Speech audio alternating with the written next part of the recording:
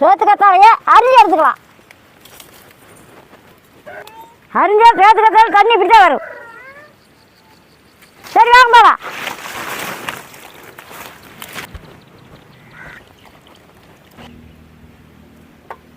பாரு கண்ணாடி மாதிரி இருக்குது பாரு.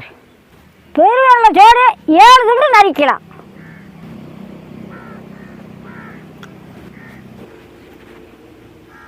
ஒம்பது துண்டு பெருவெள்ளாட்ட 9 துண்டு. ஒரு 4 ஆரம் இந்த மாதிரி தண்ணி மாற்றி மாற்றி அலசிக்கலாம். நல்லா கழுவி எடுத்துக்குது. 4 வரமிளகாய், 2 கூடு கொத்தமல்லி, 2 உப்பு போட்டால் மிளகாய் நல்லா வறுபடும். 1 கொத்து கருப்பிலாந்தாரை அம்மியில் கொட்டி பொடி பண்ணிக்கலாம். 4 கூண்டு கடலை எண்ணெய், 1 கூண்டு கடுகு, 1/2 கூண்டு உளுந்து, பூண்டு 1/4 கப்பு, அரிஞ்சு வச்ச வெங்காயம் 1 கப்பு. நல்ல வெங்காயம் வணங்கிடுச்சு.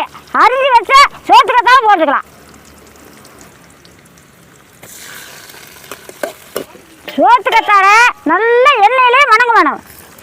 உரி வச்ச கருப்பா இருந்தாலும் 3 கொத்து, வெந்தயம் கொஞ்சம்,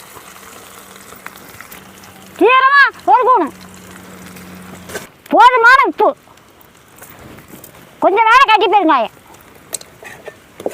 கத்தாழை இந்த அளவுக்கு வணங்கின மாட்டி தக்காளி பழம் கொட்டிக்கலாம். அரிஞ்சு வச்சு தக்காளி பழம் 2 நல்லா வணங்கிடுச்சு. போதுமான மஞ்சள் அரைச்சி வச்சு பொடியை கொட்டிக்கிறேன். நல்லா வணங்கி போச்சு. கரைச்சி வச்சா புளி தண்ணி ஊற்றிக்கலாம்.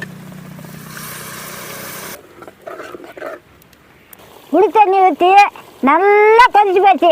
கம கம கம கமன்னு மணக்குது. இந்த மாதிரி எண்ணெய் பிரிஞ்சு வந்தால் இறக்கலாம்.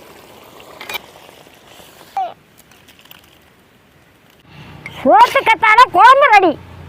வாங்க சாப்பிடலாம்.